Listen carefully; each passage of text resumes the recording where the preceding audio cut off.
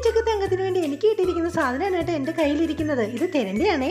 ഇതിന് ഞാൻ ചൂടുവെള്ളത്തിലിട്ട് ഇതിൻ്റെ അരവൊക്കെ കളഞ്ഞ് നന്നായിട്ട് കഷ്ണിച്ചെടുത്തിട്ടുണ്ടേ. ഇനി മല്ലിപ്പൊടിയും മുളക് പൊടിയും മഞ്ഞൾ പൊടി അതുപോലെ തന്നെ കുറച്ച് ഗരം മസാലയും ചേർത്ത് നന്നായിട്ട് ചൂടാക്കി ഒരു ബ്രൗൺ കളറിലാക്കി മാറ്റി വെച്ചിട്ടുണ്ടേ. അതിനുശേഷം ഒരു ചീനച്ചട്ടി അടുപ്പത്ത് വെച്ചിട്ട് കുറച്ച് എണ്ണ ഒഴിച്ച് അതിലേക്ക് കടുകും അതുപോലെ തന്നെ കുറച്ച് ഉലുവയും ചേർത്ത് നന്നായിട്ട് വറ പൊട്ടിച്ചേ. ഉലുവയും കടുകും ഒക്കെ നന്നായിട്ട് വറപൊട്ടി കഴിയുമ്പോഴേ അതിനകത്തേക്ക് നമ്മൾ അരിഞ്ഞു വെച്ചിരിക്കുന്ന ചെറിയ ഉള്ളിയും അതുപോലെ തന്നെ പച്ചമുളകും വേപ്പിലയും ചേർത്ത് നന്നായിട്ട് വഴറ്റി കൊടുക്കണം. ഇനി ഇത് നന്നായിട്ട് വരണ്ട് കിട്ടി കഴിയുമ്പോഴേ നമ്മൾ നേരത്തെ റെഡിയാക്കി വെച്ചിരിക്കുന്ന ഇഞ്ചിയും വെളുത്തുള്ളിയും പേസ്റ്റ് ഉണ്ടല്ലോ അതുകൂടി ഇതിനകത്തേക്ക് ആഡ് ചെയ്ത് കൊടുക്കണം.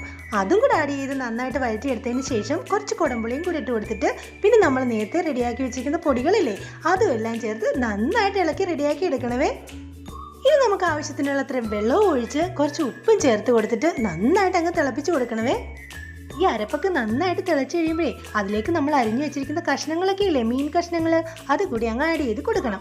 എന്നിട്ട് ഇതും കൂടി ചേർത്ത് നന്നായിട്ട് അങ്ങ് തിളപ്പിച്ച് വറ്റിച്ചങ്ങ് എടുക്കണം. ഇനി 2 തണ്ട് വേപ്പിലയും കൂടെ ഇതിൻ്റെ പുറത്തേക്ക് അങ്ങ് ഇട്ട് കൊടുക്കണം.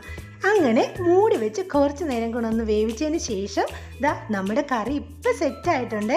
അപ്പോൾ എൻ്റെ ചാനലൊന്ന് സബ്സ്ക്രൈബ് ചെയ്യാൻ മറക്കരുത് കേട്ടോ. ടാറ്റാ.